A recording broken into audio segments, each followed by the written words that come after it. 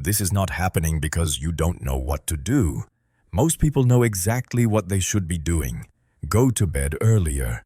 Stop procrastinating. Do the work properly. Keep your word to yourself. You've heard all of this before. Knowledge is not the problem. The problem shows up on tired days, on bored days, on days when there is no emotion to push you forward. That's when your behavior stops matching what you already know. And that is where things begin to drift. This is not a book for beginners. If you're looking for something to lift your mood, to fire you up, to make you feel like this time will be different, you won't find it here. This book is not written to make you feel better. It is written for people who already understand enough, have tried enough, and are exhausted by one uncomfortable truth. They know the right thing to do, but they do not always live that way. Your fatigue does not come from a lack of success. It comes from breaking small promises to yourself, over and over again, not big failures, small ones. Knowing what you should do and putting it off. Knowing what you shouldn't do and doing it anyway, each time. Nothing collapses immediately. There is no drama, no crisis, just one quiet loss. Self-respect fades a little, and over time, you stop questioning your ability. You start questioning yourself as a person. This book does not try to fix your emotions. Emotions are not the issue. They change every day. Some days you feel driven. Some days you feel nothing at all. If your actions depend on how you feel, your discipline will always be unstable. This book sets a different axis. Discipline is not a feeling. Discipline is a duty. When you ask, "Do I feel like doing this today?" you hand control to emotion. Emotion is unreliable. A grown person asks a different question, one that is harder to avoid. Is this something I am responsible for doing?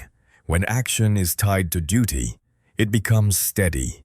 No excitement required, no readiness required, just clarity.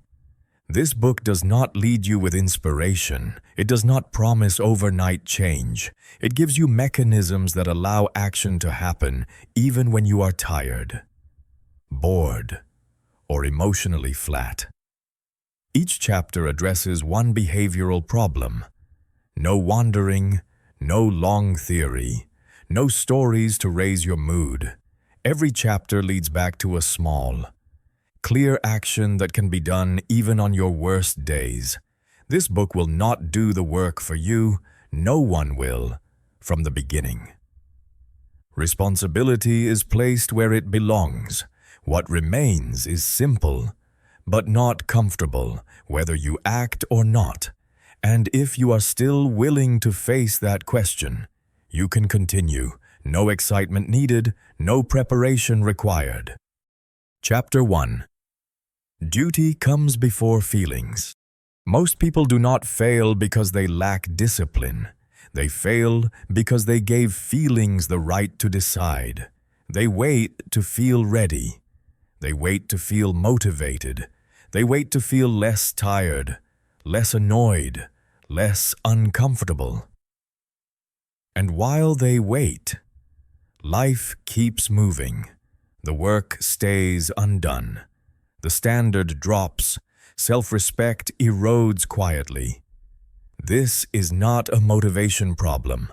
This is a definition problem. Discipline collapses the moment action depends on how you feel. You already know what discipline is. You have heard it 100 times. You have read the books. You have listened to the talks. Knowledge is not the missing piece. The missing piece is consistency on days that do not feel good. The days when you are tired. The days when you are irritated. The days when nothing inside you wants to cooperate. Those are not exceptions. Those are the exact days discipline is supposed to show up. And yet, Those are the days most people disappear. Your feelings have no obligation to support the life you want. They do not care about your future. They do not care about your responsibilities. They care about comfort right now. The mind is designed to avoid discomfort. It negotiates. It delays. It offers reasonable excuses.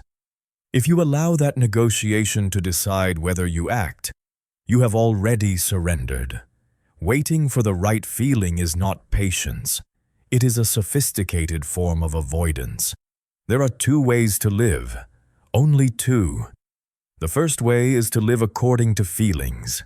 You act when you feel motivated. You stop when you feel tired. You rest when you feel bored. Every pause has a good reason. Every delay sounds logical. Over time, action becomes unstable. Promises are broken quietly. Self-trust weakens. You start doubting yourself, not because you are incapable, but because you are inconsistent. This way of living feels humane in the moment, but it slowly dismantles your backbone. The second way is to live according to duty. You act because the task is yours, not because you like it, not because you feel inspired, not because the conditions are perfect. You do it because it belongs to you. Feelings may be present or absent. It does not matter. Action is not up for debate over time. Behavior stabilizes, trust with yourself returns. Not because life is easy, but because you are reliable.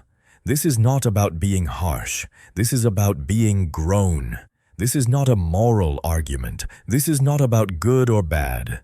It is about how a life actually functions. A system that depends on fluctuating emotions cannot hold weight. A system that runs on responsibility can. When you tie action to feelings, discipline becomes fragile.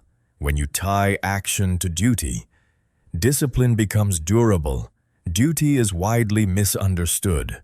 Many people hear the word and immediately think of punishment, deprivation, or self-abuse. That is not what duty means here. Duty is not forcing yourself to exhaustion. Duty is not denying your humanity. Duty is simply acknowledging that some things must be done regardless of how you feel. Duty is the part of life that keeps things from falling apart. It is the maintenance of order. It is the minimum required to remain upright. Duty is the work that belongs to you, whether you enjoy it or not. It is the action that prevents decay. It is the foundation of self-respect. A person who honors duty does not need constant motivation. They do not wait for emotional alignment. They ask one question only: is this my responsibility today? If the answer is yes, the decision is already made.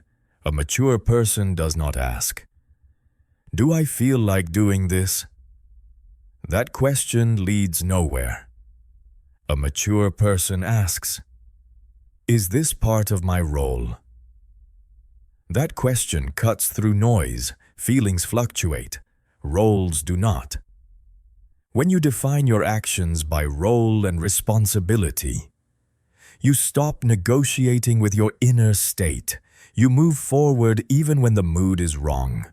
Right now, think of one task you have been avoiding today. Just one. Something small but necessary. Do not analyze it. Do not justify the delay. Ask a single question: is this my responsibility today? If the answer is yes, then the task does not require motivation. It requires presence. You do not need to complete it perfectly. You do not need to finish it. You only need to show up for it. Even briefly, 5 minutes is enough. The purpose is not performance. The purpose is integrity. This chapter is not asking you to transform your life. It is asking you to stop granting feelings authority they were never meant to have.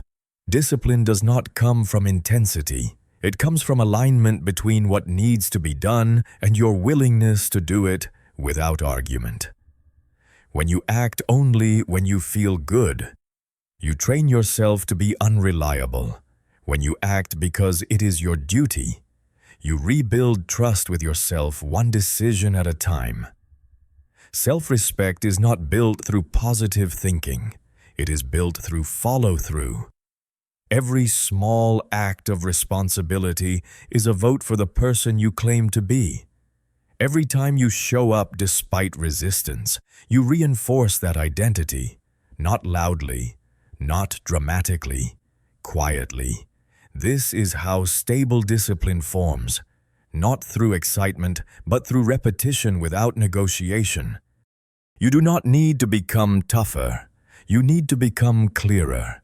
Clear about what belongs to you, clear about what must be done, clear about the fact that feelings are temporary and unreliable guides. Discipline is not emotional strength. It is structural clarity. Once the structure is set, action becomes simpler. From this point forward, stop using comfort as a condition. Stop asking whether you are in the right mood. That question weakens you. Replace it with a better one. Is this my responsibility today? If it is, then it deserves your presence, even if that presence is imperfect, especially when it is imperfect. Discipline is not becoming a heroic version of yourself. Discipline is becoming someone you can count on, someone who does not disappear on difficult days, someone who does not renegotiate commitments every time discomfort shows up. This is not about doing more. It is about removing excuses from the decision-making process. You do not need to feel ready. You do not need to feel confident. You do not need to feel motivated. Those things may come later, or they may not come at all. They are optional. Duty is not. Responsibility is not. Action is not. A grown life is not driven by mood. It is driven by responsibility. The moment you accept that, discipline stops being a struggle. It becomes a standard. You act not because you want to, but because it is yours to do. That is where real consistency begins. That is where self-trust returns. That is where the noise quiets down. Discipline is not about becoming extraordinary. It is about becoming dependable. When you stop asking feelings for permission, you take the first real step toward that identity. Chapter 2. No one does your part for you or you. Most people are not lazy. That is the lie they keep repeating to themselves. The truth is simpler and more dangerous. They are waiting to feel better, waiting to feel less tired, waiting for pressure to ease, waiting for the right moment, the right mood, the right conditions. And while they wait, responsibility quietly slips out of their hands, not because someone took it, but because they gave it away. When you delay action until circumstances improve, you are not being patient. You are outsourcing control. You are telling the world that it gets to decide when you move. This feels reasonable. It sounds mature, but it is the fastest way to lose authority over your own life. The moment your behavior depends on external conditions. Discipline disappears. There is a common fantasy people carry, that one day things will align, energy will be higher, time will be available, motivation will return, then action will feel natural again. That day rarely comes, and even when it does not stay. Conditions are unstable by nature. If they are allowed to decide, your actions will be unstable too. Procrastination is often misunderstood. It is not a lack of desire. It is not a lack of ambition. It is a habit of waiting for relief before acting. The mind scans for discomfort and immediately looks for a way out. It does not ask whether the task matters. It asks whether there is an easier option right now. If you let that question run the show, you will always find a reason to delay. Every time you say, "I'll do it when things calm down," you are making a trade. You are trading responsibility for temporary comfort. It does not feel dramatic. It feels practical, but over time, that trade trains a dangerous reflex.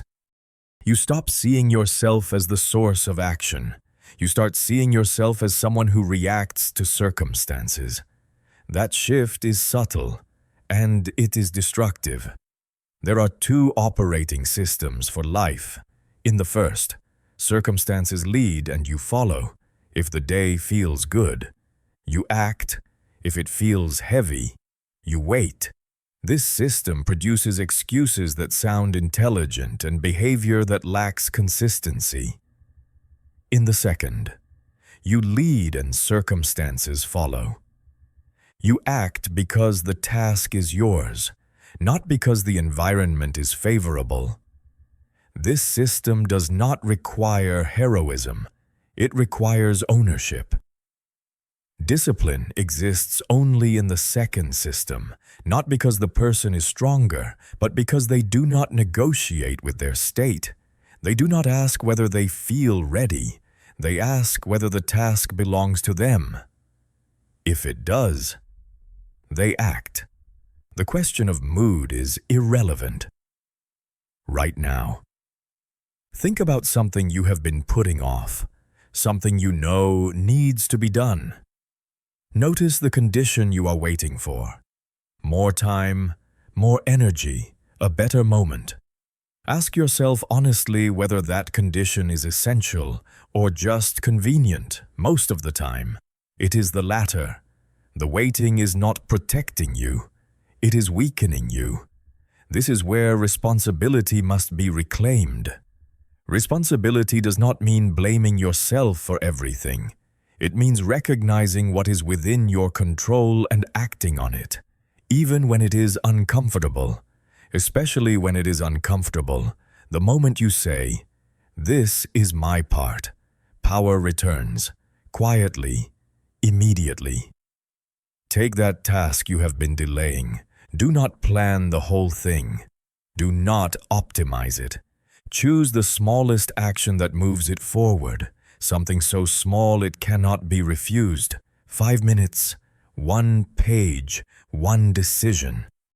Do it today, not because you feel ready, but because the decision is yours.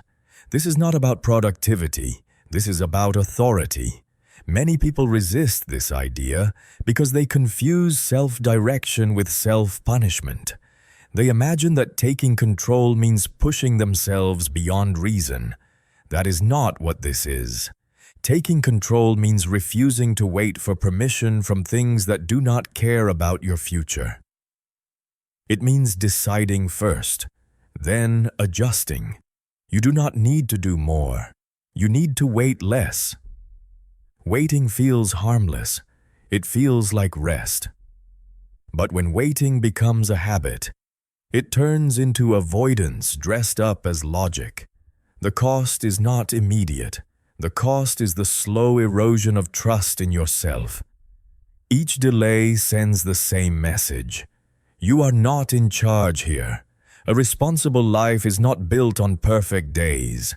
It is built on days when action happens despite resistance. That resistance will always exist. There will always be fatigue. There will always be friction. If those factors are allowed to veto your decisions, you will never be consistent. Consistency is not created by comfort. It is created by ownership. Stop asking whether conditions are right. Start asking whether the responsibility is yours. That question simplifies everything. If the answer is no, let it go. If the answer is yes, act without debate. This is how discipline becomes stable, not through intensity, but through clarity. From this point forward, refuse to hand your decisions to circumstances. Do not wait for energy. Do not wait for confidence. Do not wait for motivation. Those are not requirements. They are bonuses at best. Responsibility is the requirement. Action is the proof. No one will do your part for you. No one will step in at the right moment and take over. Life does not work that way. The sooner you accept that, the lighter the burden becomes. Not because there is less to do, but because there is no longer confusion about who decides. When you stop waiting for conditions to improve and start acting because the task is yours, something shifts. The noise quiets. Excuses lose their grip. You move, even slowly, but with direction. This is where discipline begins to take root, not as a feeling, but as a pattern. You do not need permission to act. You do not need alignment. You do not need approval. You need to recognize what belongs to you and do it. That is all. Responsibility is not heavy when it is accepted. It is heavy only when it is avoided. No one does your part for you. Once you stop expecting them to, discipline stops being a struggle and starts being a choice you make every day. Chapter 3. Show up every day, even when it is not perfect. Most people do not lose discipline because the work is too hard. They lose it because they believe effort must feel right before it counts. They think discipline belongs to good days, days with energy, days with clarity, days when motivation shows up on time. When those days disappear, they conclude something is wrong. They step back. They wait. They promise to return tomorrow. This is how discipline quietly dies, not through difficulty, but through absence. The belief that you must feel ready in order to act is the most expensive lie in daily life. It sounds reasonable. It feels humane, but it trains a destructive habit. The habit of disappearing when things are not ideal. The habit of judging yourself based on mood instead of behavior.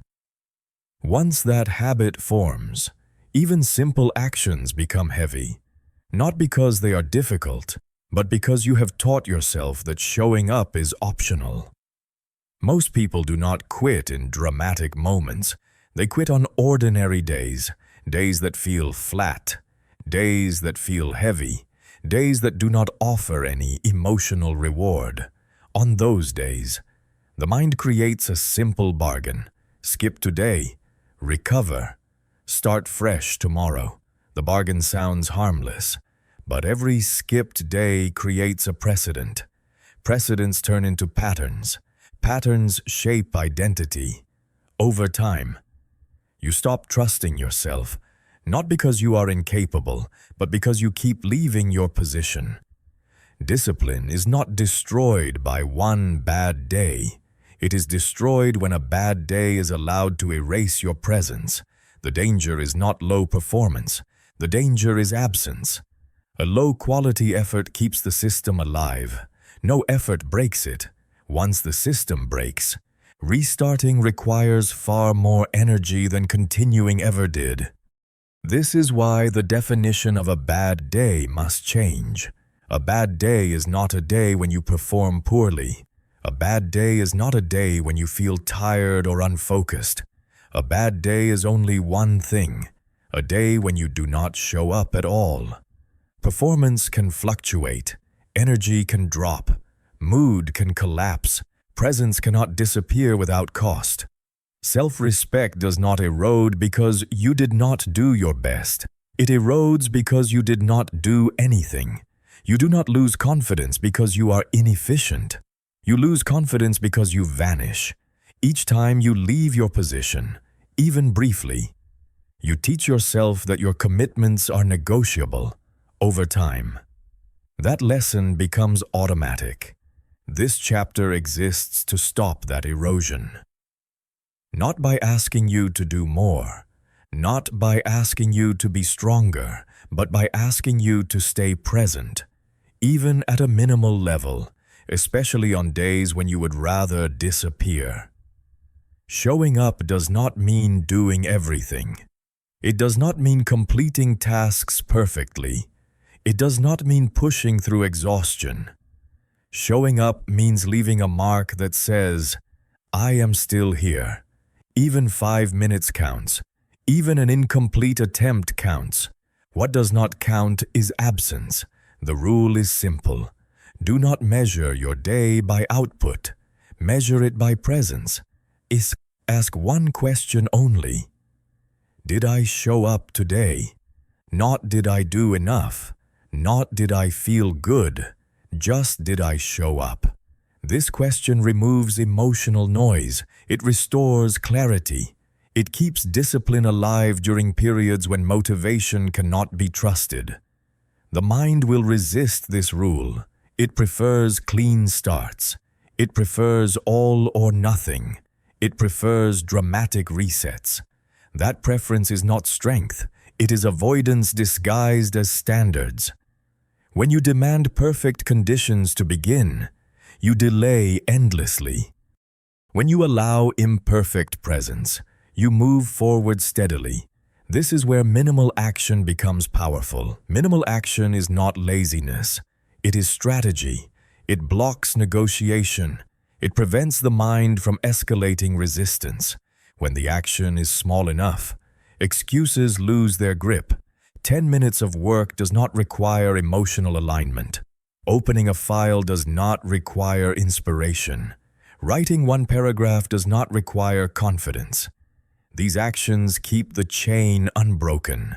The chain matters more than intensity. Discipline is built through continuity, not effort spikes. A weak action performed daily outperforms a strong action performed occasionally. Not because it is impressive, but because it is reliable. Reliability builds identity. Identity sustains behavior. The most dangerous moment for discipline is after a bad day. That is when self-judgment appears. You missed yesterday. You underperformed. You feel behind. The mind suggests quitting temporarily to recover. This is how one bad day turns into many. The correct response is not punishment. It is immediate re-entry. Show up again. Even smaller than before. Break the chain of absence before it extends. You do not fix a broken rhythm by thinking about it. You fix it by stepping back into it, even awkwardly, even briefly, even without confidence. Rhythm returns through motion, not analysis, right now. Identify one task you have been delaying. Do not choose the most important one. Choose the one you are most likely to avoid today. Reduce it until it feels almost insignificant. 5 minutes, one small step. Commit to doing that today. Not to feel productive, not to feel good, but to remain present. The purpose of this action is not progress. The purpose is continuity. Once continuity is protected, progress follows naturally. When continuity is lost, progress becomes forced and fragile. You do not need to feel disciplined to act. You act in order to remain disciplined. That order matters. Discipline is not the cause of action. Action is the cause of discipline. The moment you reverse that order, you wait forever. Stop asking whether today is a good day. That question weakens you. Ask whether today is a day you are willing to disappear. If the answer is no, then show up, even poorly, especially poorly. Poor presence beats perfect absence every time. You do not need to rebuild your life on hard days. You only need to protect your position. Stay in the room. Stay in the role. Leave evidence that you did not abandon yourself. That evidence accumulates quietly. Over time, it restores trust. Discipline does not ask for excellence, it asks for presence. Excellence can wait. Presence cannot. When you keep showing up, even without quality, quality eventually returns. When you wait for quality, presence disappears. You do not lose discipline when you are tired. You lose it when you decide tiredness excuses absence. That decision is optional. Fatigue is not. Mood is not. Resistance is not. Absence is. From this point forward, redefine success on difficult days. Success is showing up. Nothing more, nothing less. Protect that standard. It will protect you in return. Discipline is not built in moments of strength. It is built in moments when strength is gone and you remain anyway. That is where consistency is forged. That is where self-respect stabilizes. That is where trust with yourself quietly returns. Show up today, even briefly, even imperfectly. Do not disappear. That is enough.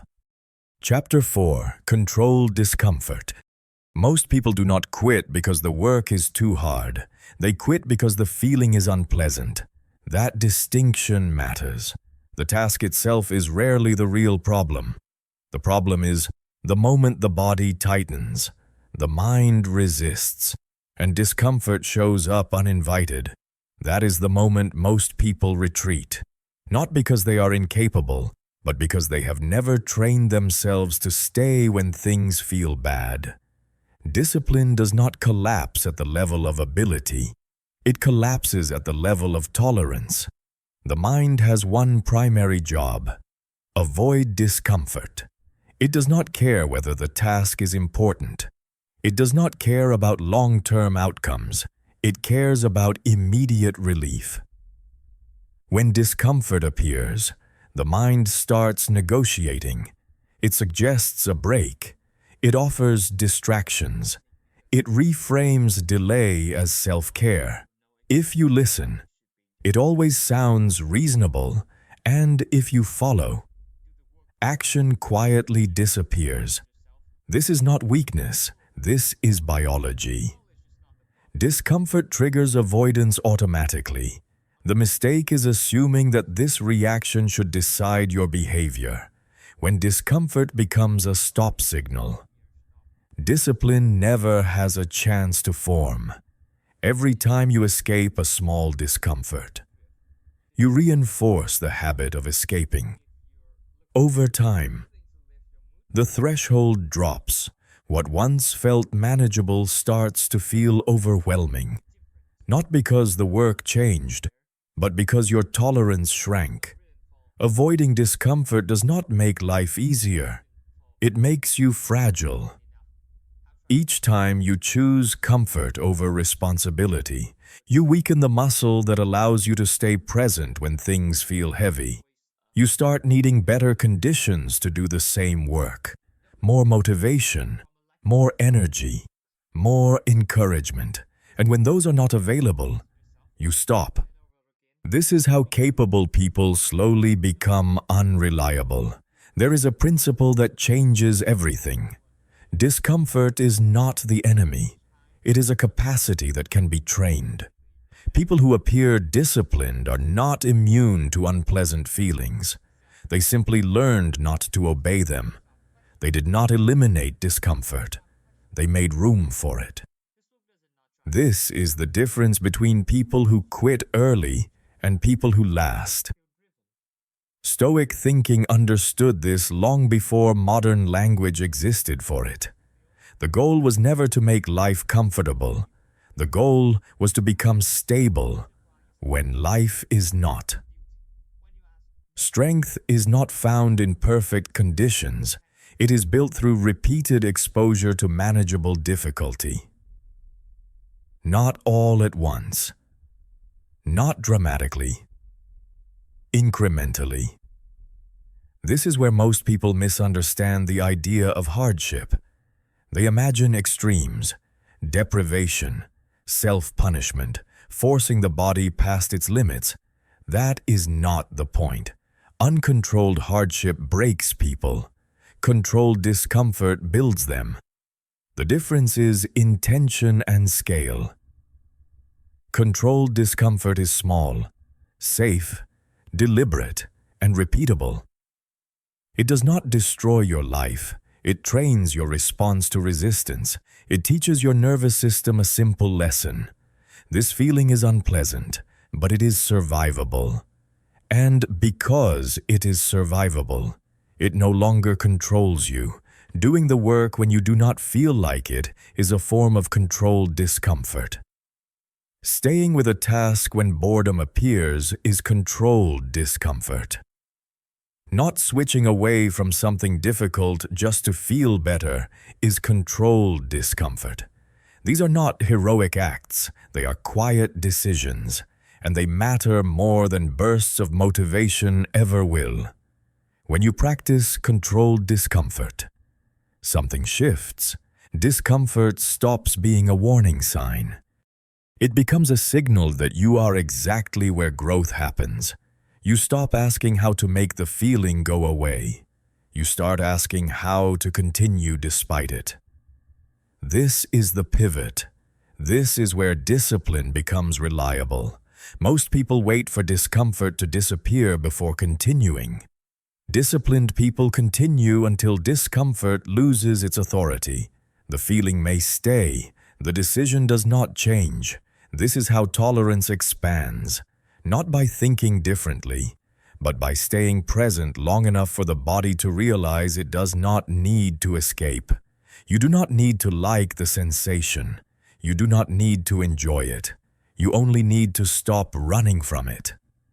Discomfort comes and goes on its own schedule.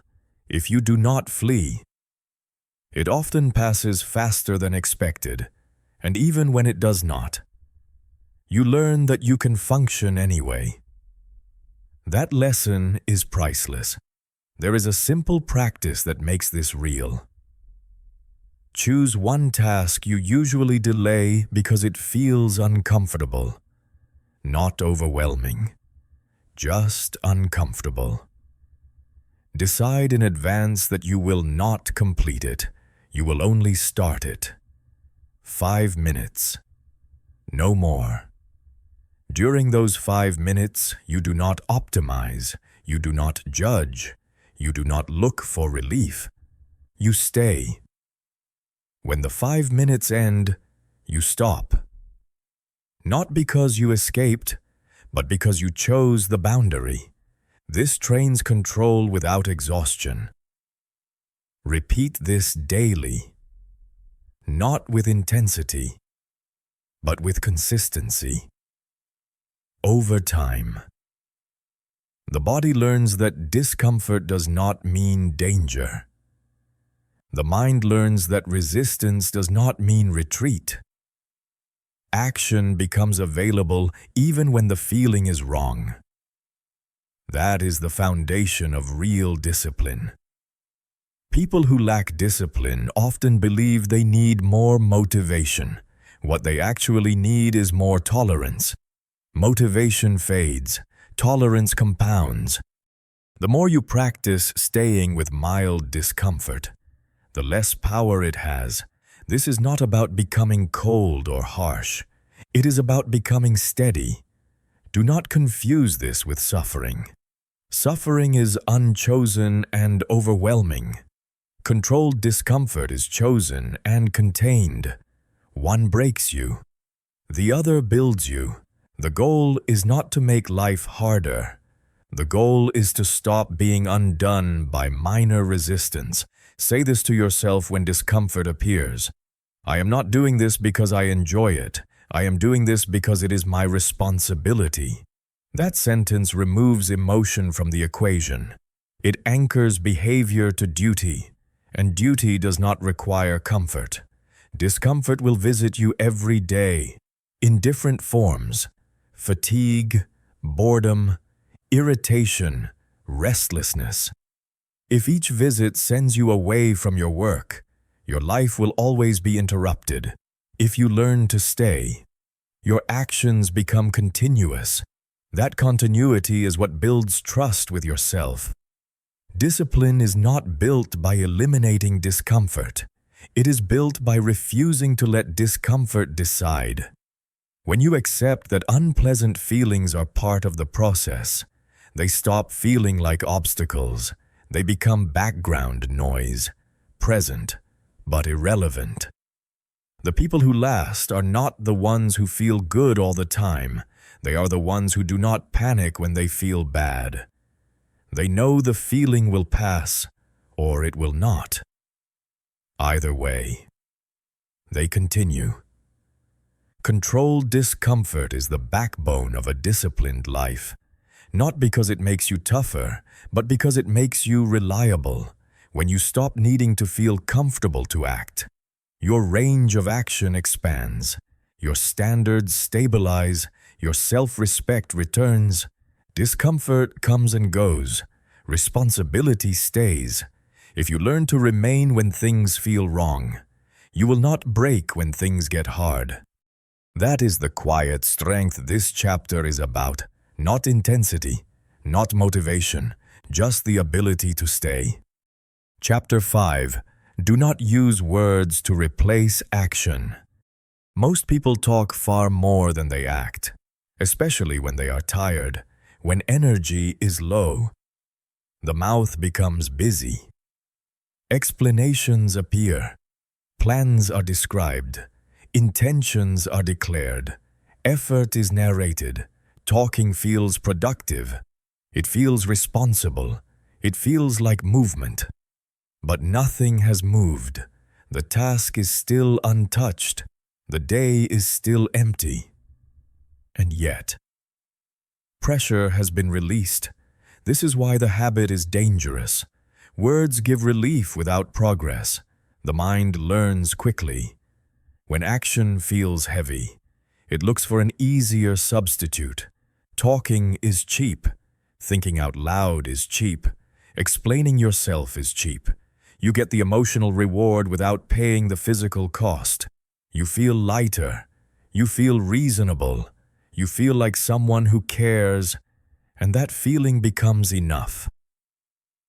Not forever, just enough to delay action one more time.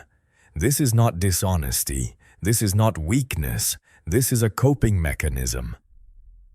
When the body resists effort, the mind offers language as an exit. Say it out loud.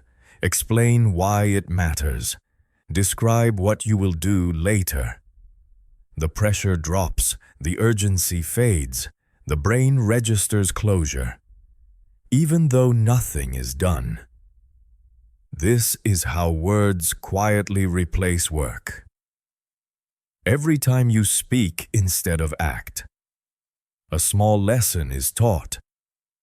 You teach yourself that talking counts. You teach yourself that intention deserves credit. You teach yourself that responsibility can be satisfied with explanation. Over time, this erodes something critical, the weight of your own words. When you say you will do something and it does not happen, trust weakens, not with others, with yourself. People who speak often about what they plan to do usually do less than they think. Not because they lack ability, but because they spend their energy on narration. They describe effort instead of applying it.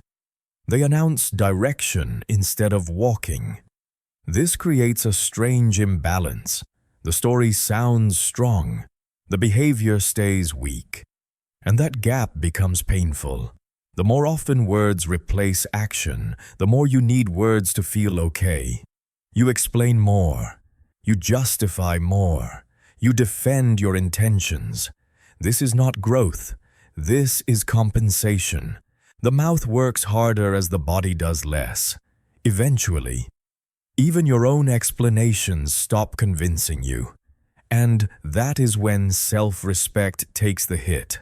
There is a hard rule that stops this pattern immediately. If you have not acted, do not speak. No announcements, no promises, no explanations. Silence until movement occurs. This rule is uncomfortable at first because it removes your easiest escape. You cannot release pressure through language. You must release it through behavior. This is not about secrecy. This is about integrity. Silence creates friction. Friction pushes you toward action. When you stop talking, the only way to reduce inner pressure is to do something, even something small, especially something small. Action becomes the only outlet left. This rule changes how you relate to effort. Instead of planning loudly, you move quietly. Instead of explaining delays, you reduce them. Instead of promising outcomes, you build evidence. The work speaks. You do not need to. This is not about impressing anyone. It is about rebuilding trust where it matters. Stoic thinking understood this clearly.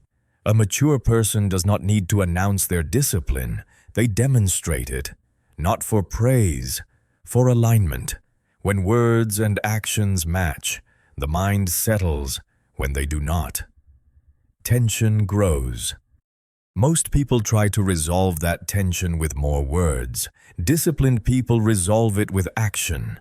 Think about one thing you often talk about doing, something you explain regularly, something you feel the need to justify. That is where energy is leaking. That is where language has replaced behavior. Do not analyze it. Do not defend yourself. Just notice it. Now apply the rule. Say nothing about it. Not to others, not to yourself. Take the smallest physical step possible. 5 minutes. One message. One file opened. One decision made. Do it without narration. No commentary. No internal speech about how hard it is. Just movement. This is uncomfortable because it removes the illusion of progress. You feel the weight of unfinished business fully. That weight is not punishment. It is information. It tells you where responsibility still exists. Words blur that signal. Action clarifies it. Many people believe talking helps them commit. In reality, it often does the opposite. Early praise replaces completion. Agreement replaces effort. The brain receives reward before work is done. Motivation drops. This is why silence is powerful. It delays reward until behavior occurs. Do not confuse this with isolation. You can still communicate when communication is required. What you remove is unnecessary narration. The running commentary about effort, the constant explanation of why something matters. If it matters, it will show in your actions. A disciplined life is quiet, not empty, quiet. There is less to explain because there is more to point to. Results accumulate, standards stabilize. You stop needing to convince yourself that you are serious. Your behavior does that job. Words are not the enemy. Misused words are. Language is meant to describe reality, not replace it. When words run ahead of behavior, reality falls behind. When behavior leads, words regain their weight. This chapter is not asking you to stop thinking. It is asking you to stop substituting thought for movement. Thinking has its place, so does planning. But neither should be used as a refuge from responsibility when you notice yourself talking more than acting. Pause. That is the signal. Silence does something important. It exposes the gap between who you say you are and what you actually do. That gap is uncomfortable. Good. That discomfort is pressure in the right direction. It points you back to action. Say less. Do more. Not as a slogan, as a rule. when you are tempted to explain. Act instead, when you want to promise. Move instead, when you feel the urge to justify. Produce instead. Over time, something changes. Your words slow down, your actions speed up. You stop seeking relief through language. You find relief through completion, not perfect completion, real completion.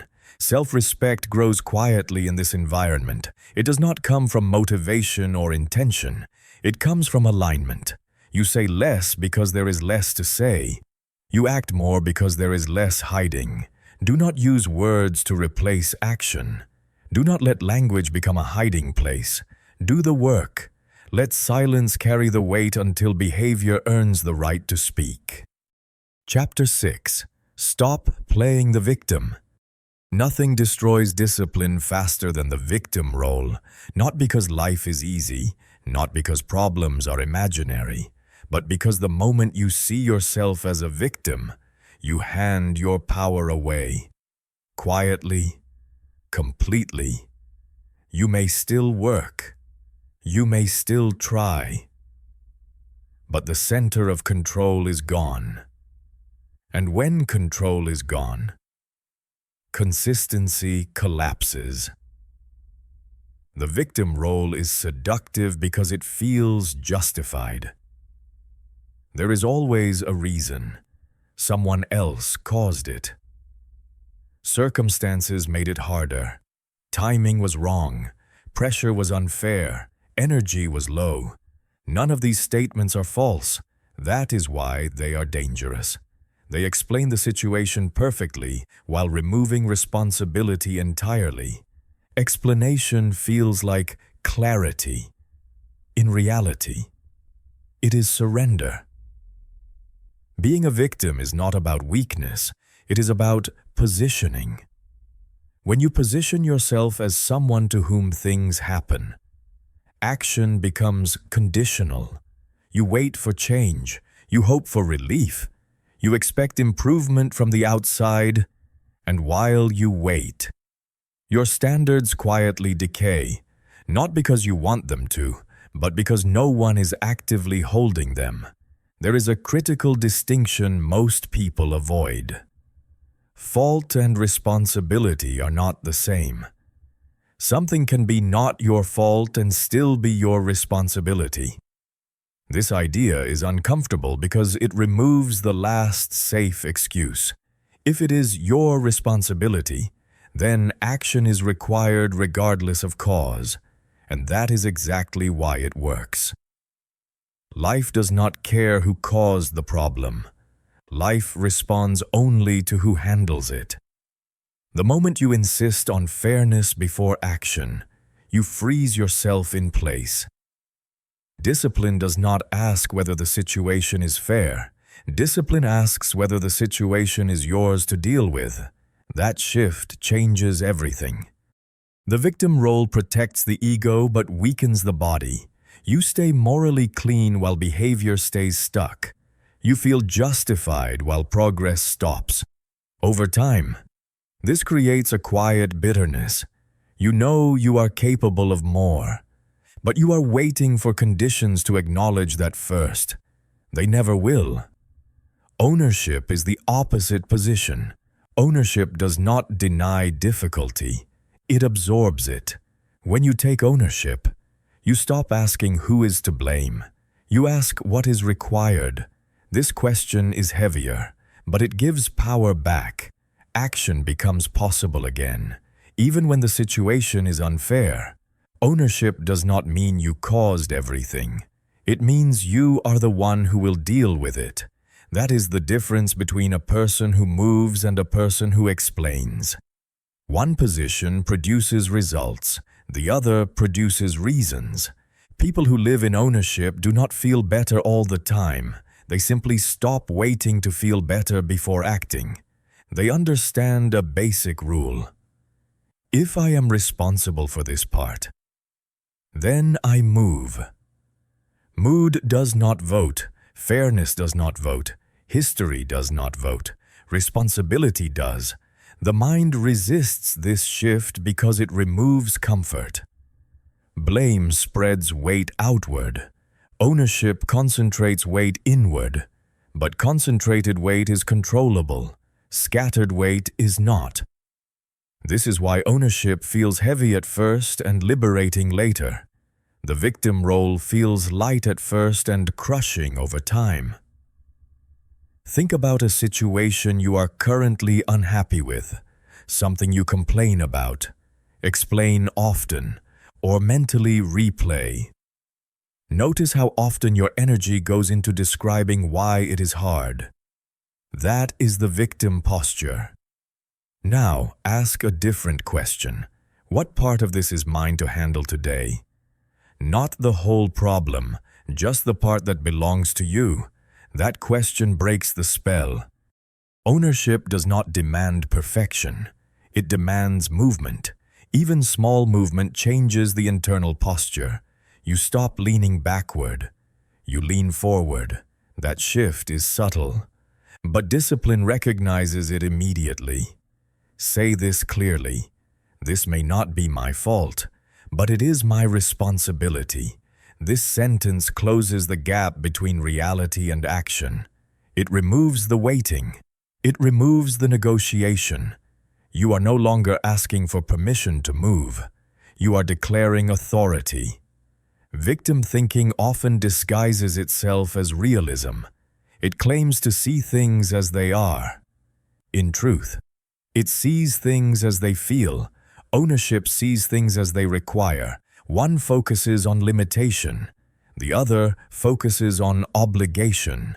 Obligation creates structure. Structure creates consistency. You do not need to like the situation to own it. You do not need to agree with how it happened.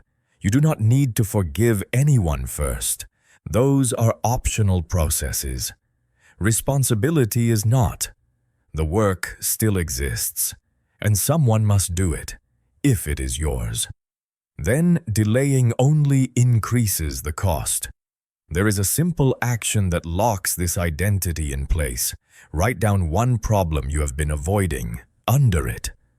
Write one line only.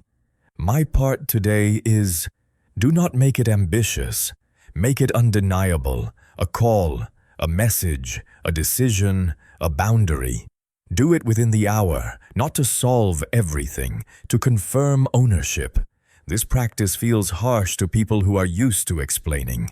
It removes the comfort of being right. It replaces it with the burden of acting. But that burden is lighter than the weight of stagnation. Ownership creates momentum. Victimhood creates stories. A disciplined life cannot be built on stories. Stories change, circumstances shift, responsibility remains. When you anchor behavior to responsibility, discipline becomes stable. You act because it is required, not because it is fair. Stop asking why this happened. Start asking what you will do. Stop listing what went wrong. Start naming what is yours. This is not about blame. This is about control. You regain control the moment you accept responsibility for the next action. The victim role keeps you busy explaining. Ownership keeps you busy doing. One drains energy, the other focuses it.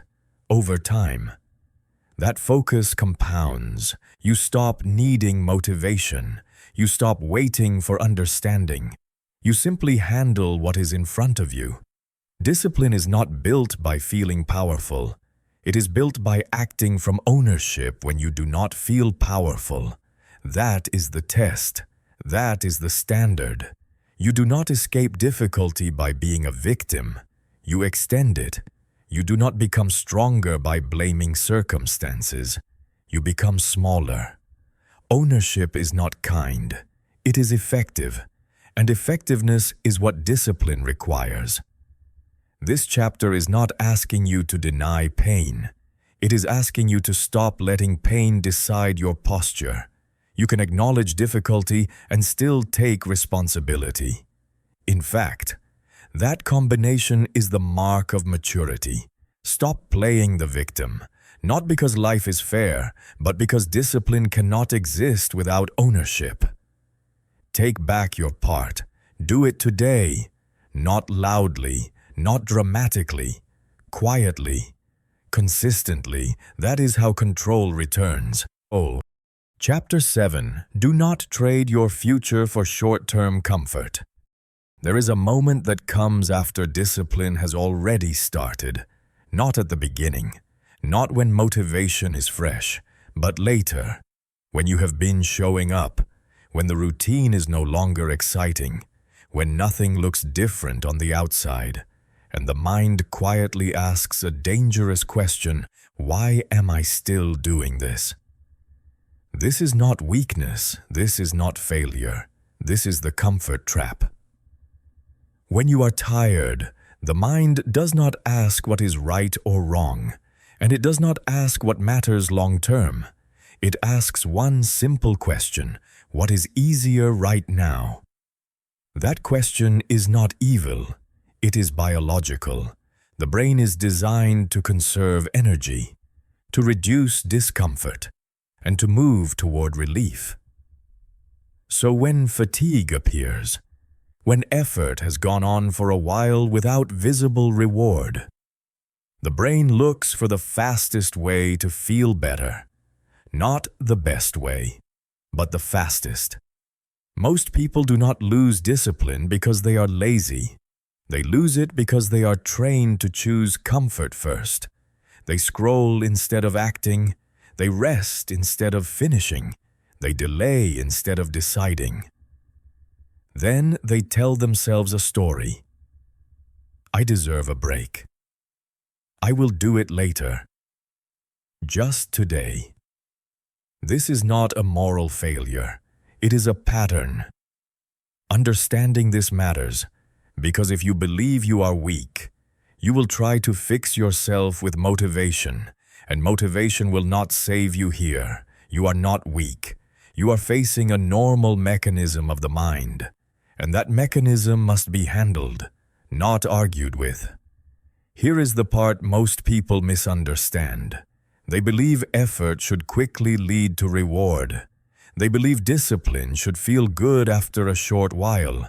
They believe that if they are doing the right thing, they should see proof soon. That belief is false. Anything that has lasting value comes with delay. The body does not change the week you train. The mind does not sharpen the day you start focusing. Trust in yourself does not appear after a few kept promises. It builds quietly, out of sight. Discipline collapses when someone does the work, sees no result, and then concludes it is not worth it. They do not quit because the work is hard. They quit because the reward is silent. But silence does not mean stagnation. It means the work is happening below the surface. Foundations are not visible while they are being laid. Roots grow in the dark. What is being built does not announce itself. Stoic discipline was never about quick payoff. It was about alignment with duty, about doing what must be done whether the result appears today or not. The mistake is not expecting reward. The mistake is expecting it immediately. This is where the real separation happens, between those who continue and those who drift back to comfort, to continue. One connection must be broken, the connection between feeling and action. Feelings are temporary signals. They rise, they fall, they change without permission. They are information, not commands. A child waits to feel like doing something. An adult asks a different question: is this required? The disciplined person does not wait until it feels right. They do not wait until energy returns. They do not wait until motivation shows up. They act because the action belongs to them. Not wanting to do something is not a reason to avoid it. It is a condition, one that can exist while action still happens. You do not need to feel ready. You need to show up. This is where it becomes real. Choose one task you have been delaying because you want comfort instead. One task you have been telling yourself you will do when you feel better. Do not negotiate with it and do not plan it perfectly. Delay comfort for 15 minutes, not forever. Just 15. In those 15 minutes, do the smallest version of the task, not the full version and not the impressive version, but the minimal one. Enough to count as showing up. The goal is not productivity, the goal is authority. To prove that comfort does not decide your behavior and that feeling does not control action. When the 15 minutes end, you can stop, but something will have shifted, not outside, but inside. This is how discipline is preserved during fatigue, not by force, but by refusing to let comfort lead. At this stage, another belief must be corrected. The belief that sacrifice means loss. Refusing short-term comfort is not punishment, and it is not self-denial for its own sake. It is a trade. You are not giving something up for nothing. You are exchanging a brief sensation for long-term self-respect. The people reading this do not truly crave rest. They crave trust, trust in themselves, the quiet confidence that comes from keeping a word even when no one is watching. Every time you choose comfort over duty, that trust weakens. Every time you delay relief and act anyway, it strengthens. This chapter does not end with inspiration, it ends with a lock. From this point forward, the question changes. Not do I feel like it, not is this enjoyable, and not will this pay off today. The only question that matters is this the task I committed to today? If the answer is yes, the action follows. No debate, no delay.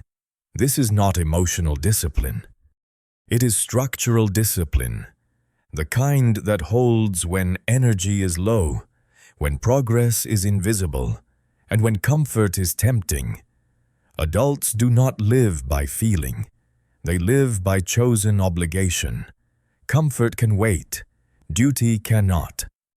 Chapter 8. Do not live by random opinions. Most people believe discipline breaks because they are lazy. That is not true. Discipline breaks because of noise, not loud noise, not obvious resistance, but small, random opinions that arrive at the wrong moment. A look, a question, a comment that sounds harmless. Nobody tells you to stop. Nobody forbids you from acting. But after the comment, your hand slows down. You hesitate. You start adjusting. You start explaining. And without realizing it, your rhythm is gone. Discipline does not collapse under force. It collapses under interference. The real problem is not how much you communicate. The problem is that you do not filter what enters your head. In real life, not every word is meant to be handled. Some words are meant to connect. Some words are meant to release emotion. Some words are meant to control others. If you treat all words as equal, you will think about all of them, and if you think about all of them, you will lose discipline because of all of them. A person without a communication filter becomes mentally busy. Busy minds lose rhythm. Rhythm is everything when it comes to discipline. There are 3 types of noise that quietly destroy action. The first is opinions without consequences. The person speaks freely because they do not pay the price. If you stop, they lose nothing. If you quit, they move on. But you are the one who carries the real cost. Listening to this kind of opinion is like releasing the brake while driving downhill. Nothing dramatic happens at first. You just move slower. You lose control gradually, and then you wonder why you cannot maintain momentum anymore. The second type of noise is advice given at the wrong stage. Some advice is correct, but timing matters more than correctness. When you are building rhythm, even a well-meaning, maybe you should reconsider, is enough to interrupt the flow. Discipline does not die from opposition. It dies from interruption. You do not need better ideas when you are building consistency. You need fewer interruptions. Rhythm comes before optimization, always. The third type of noise is the look that makes you want to explain. The moment you feel the urge to justify yourself, you are no longer stable. Explanation pulls energy away from action. Every explanation costs attention. Every explanation delays movement. People who keep discipline do not live in a constant state of explanation. They act, they move. They do not negotiate their process with every passing opinion. Stoic thinking does not teach you to ignore the world. It teaches you to choose input carefully. Who speaks matters less than whether they live what they say. Words without alignment are cheap. Opinions without skin in the game are noise. Mature communication is selective input, not emotional reaction.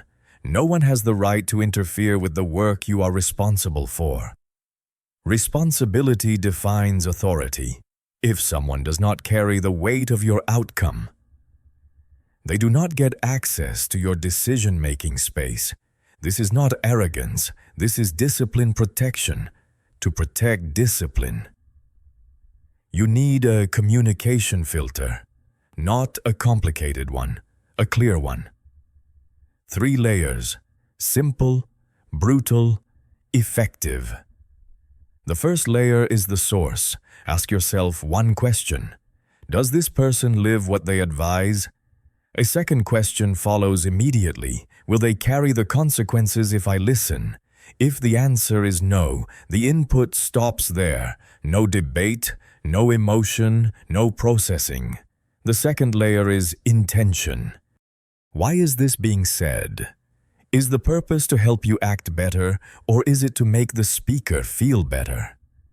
Many comments are not about you at all. They are emotional discharge. They are insecurity release. They are control attempts disguised as concern. If the comment serves their comfort more than your progress, it does not require a response. The third layer is timing. This is where most people fail. Are you building discipline or optimizing performance if you are building? Avoid any input that breaks rhythm. Even good ideas can wait. Discipline grows through repetition, not refinement. Refinement comes later. When rhythm is strong, when identity is stable, discipline needs space. Space to repeat, space to act, space to stay quiet.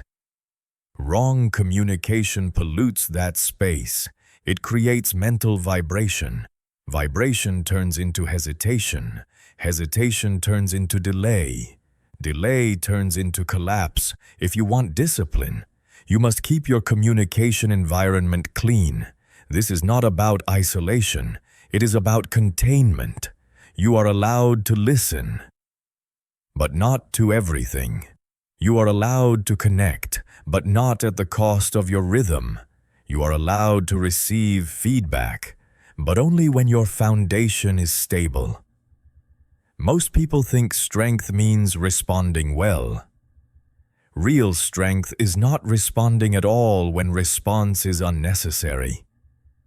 Silence is not weakness. Silence is protection. When your actions are consistent, you do not need to explain. When your discipline is real, you do not need permission right now. Do one thing. Write down one opinion, one person, or one information source that slows you down, something that creates doubt, something that delays action. Decide to pause exposure for 7 days. No announcement, no justification, no explanation. This is not permanent. It is a test. Protect your rhythm and observe what happens. Discipline is not built by being tougher. It is built by being more selective. People who stay consistent do not have stronger emotions. They have cleaner inputs. They do not allow every voice to enter their head. They choose what they hear. They choose when they hear it. And because of that, they keep moving while others keep explaining. You do not lose discipline because people talk. You lose discipline because you listen without filters. Stop living by random opinions. Guard your input, protect your rhythm, and let your actions speak without interruption. Chapter 9. Live by the right standard. After you stop living by feeling, a new problem appears, a quieter one. You no longer ask how you feel. You no longer wait for motivation. You show up when you are tired. You accept duty. You do the work without complaining. And then another question rises. If I do not listen to my emotions, and I do not follow the crowd, who do I listen to? This question matters because no one lives in silence. Every day, something is speaking to you. Every day, something is shaping your decisions. The only question is whether you chose it or not. The real problem is not a lack of advice. It never was. The real problem is that there is too much noise from the wrong sources. Social media speaks. People around you speak. Co-workers speak. Old habits speak. Old memories speak. Even your past self speaks. All of it enters the same place, your mind. If you do not choose carefully, your mind becomes a room where anyone can talk, and when everyone has a voice. Direction disappears, discipline weakens. You start acting, stopping, doubting, and adjusting based on whatever voice is loudest that day. Not the wisest, just the loudest. Many people believe they lack discipline. In truth, they are measuring themselves with a crooked ruler. They compare their effort to people who avoid responsibility but speak with confidence. They listen to opinions from those who do not live the life they claim to understand. They absorb standards from people who do not carry weight. The result is confusion. One day they push, the next day they pull back. Not because they are inconsistent, but because the standard keeps changing. This creates what looks like discipline failure. But it is not failure. It is misalignment. You are not weak. You are listening to the wrong people. Stoic discipline never asked what most people think. It asked a different question. What would a person who lives rightly do in this situation? Not a person who talks well. Not a person who gets attention. A person whose life proves their words. The Stoic did not need agreement from the crowd. The Stoic needed clarity, a clear standard, a life already tested by difficulty. That is why Stoic thinkers looked to examples, not opinions. They did not ask those who complained how to endure. They did not ask those who avoided responsibility how to live with strength. They observed those who had already done the work and aligned themselves accordingly. This matters because influence is a form of communication. Not just words, exposure, attention, repetition. What you listen to daily trains your nervous system. What you watch trains your reactions. What you read trains your expectations. You are always in conversation with something. The question is whether that conversation moves you towards strength or toward confusion. Selective communication is not arrogance. It is survival. If you want to live by duty, you must speak to standards, not to noise. Choosing the right standard does not require many people. It requires one clear reference point, one life that embodies what you are trying to build. That person does not need to be perfect. They do not need to be famous.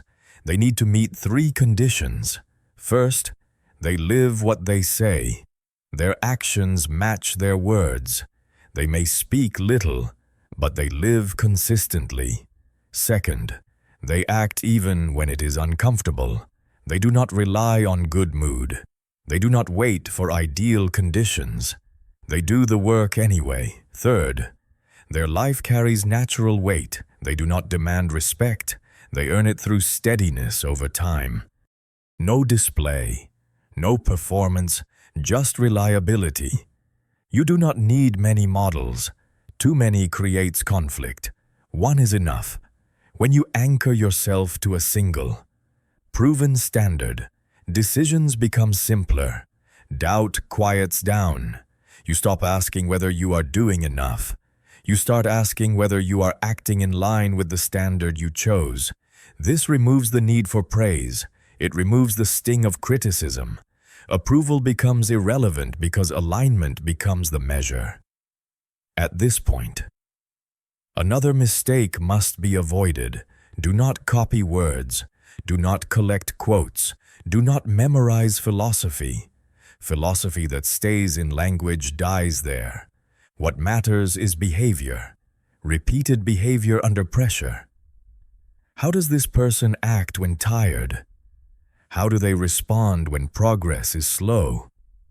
How do they move through a bad day? This is where learning happens, not in speeches, in patterns. Watch what they do when there is no reward. Watch how they treat small duties. Watch how they finish what they start. These moments carry more truth than any statement. Emulate behavior, not ideas. Ideas feel good. Behavior changes identity. This is not about imitation for approval. It is about alignment for stability. When you model your actions after a proven life, you no longer need external confirmation. You know whether you are acting rightly because the standard is clear. This is how self-respect is built quietly, not through applause, but through consistency. Take 1 minute now. Choose one person, alive or dead. Someone whose life reflects the direction you are committing to. Ask 2 questions. When this person is tired, what do they do? When this person wants to quit, how do they respond? Do not overthink it. Answer honestly. Then apply one small behavior from that answer within the next 24 hours. Not a dramatic change, a simple one. Enough to align action with standard. This chapter does not give you a crowd to follow. It gives you a compass. When you live by the right standard, you do not need encouragement. When you live by the right standard, criticism loses its power. You know when you are acting rightly, even if no one notices. That is the point. Discipline that depends on recognition is fragile. Discipline anchored to a proven standard holds. When you live by the right standard, you stop asking whether you are enough. You know whether you are aligned.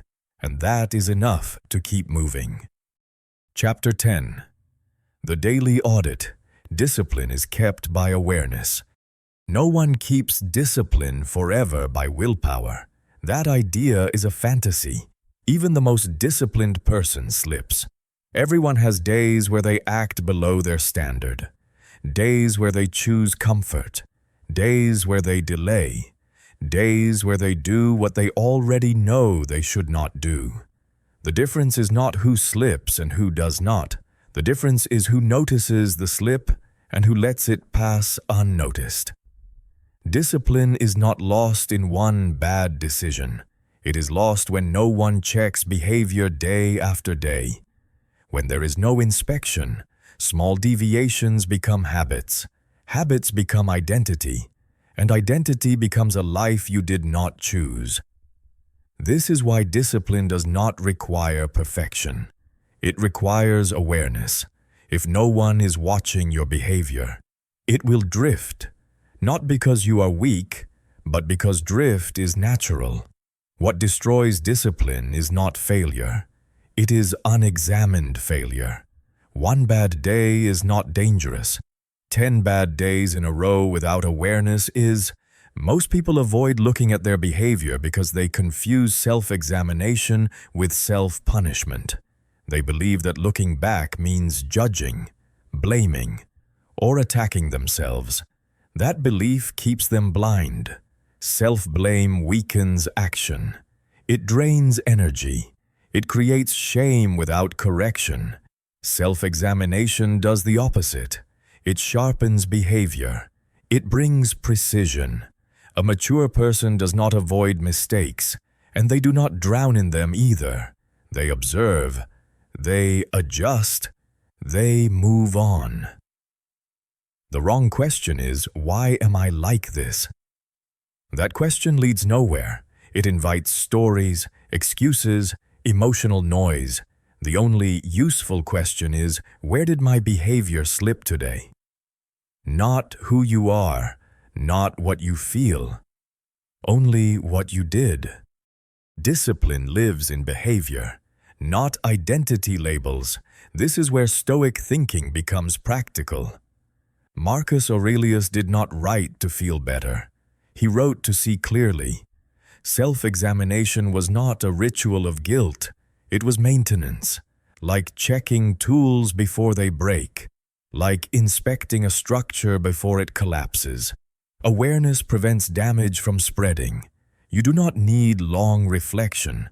You do not need emotional processing. You do not need motivation. You need a simple, repeatable audit. Something small enough to do when you are tired.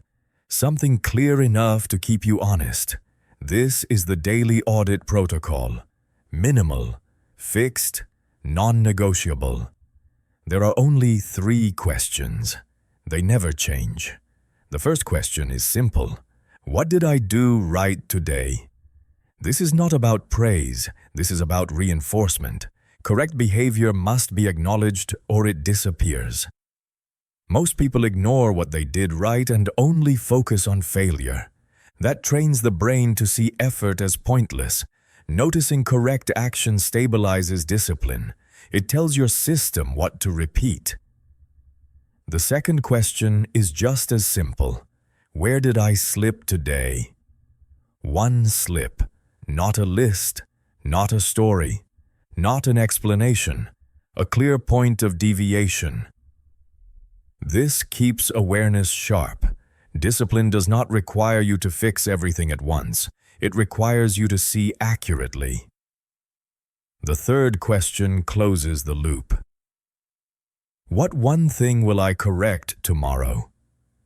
One adjustment, not a life overhaul, not a new plan.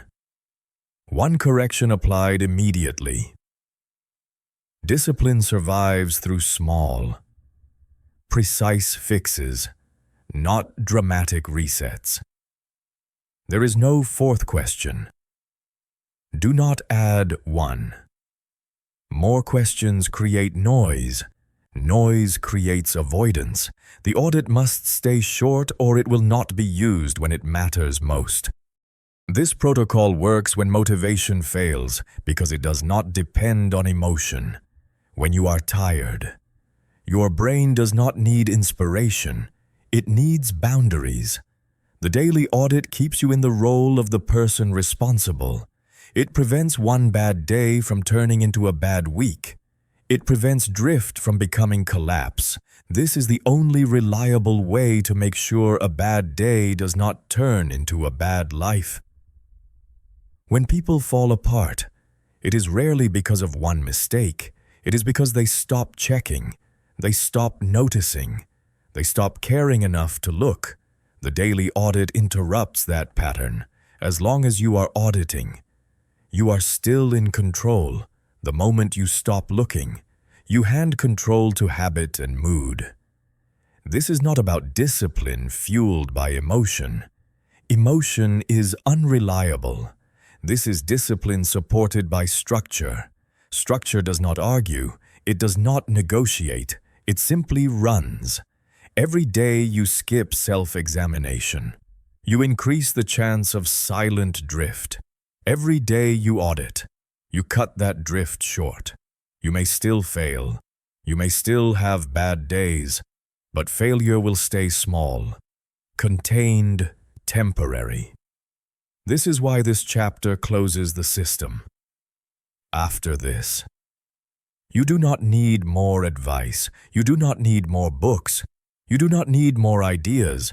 You need repetition, the same simple check. Every day, especially on the days you do not feel like it. Discipline does not require strong feelings. It requires honesty without drama. It requires the willingness to look without running away. The people who keep discipline long-term are not the strongest. They are the most consistent at facing their own behavior. Tonight, before sleep, do the audit. Answer the 3 questions. Write short.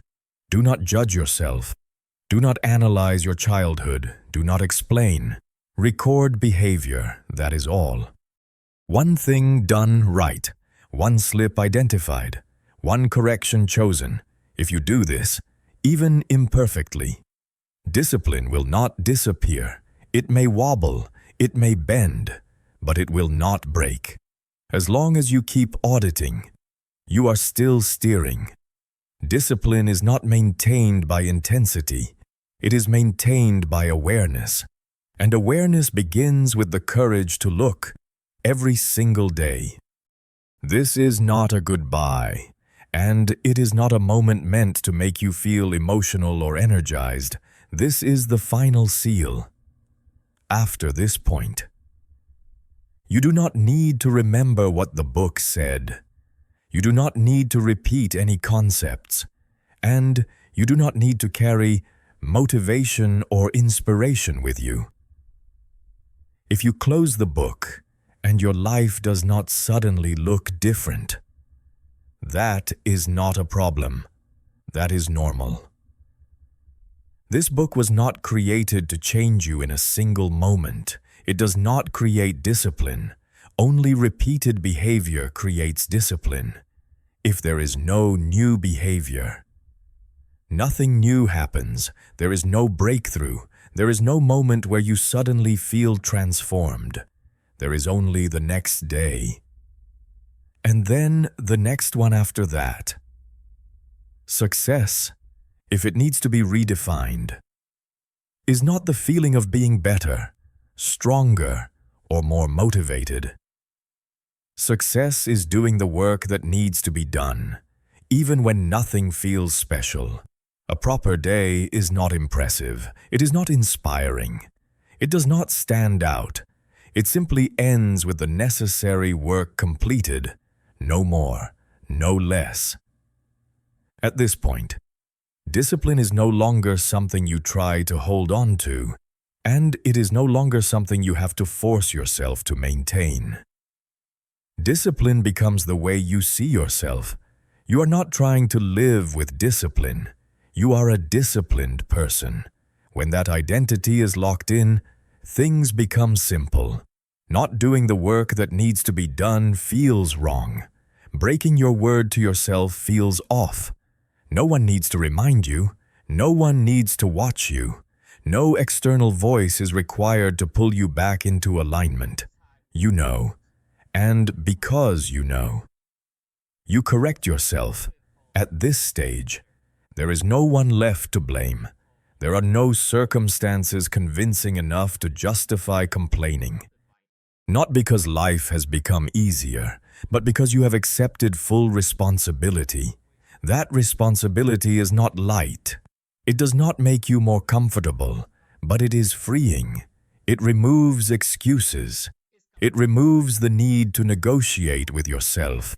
It gives you back direct control through action. From here on, there is no need to think much. There is no need to analyze how you feel today.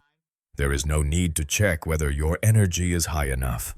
Tomorrow, do the work that needs to be done when you are tired.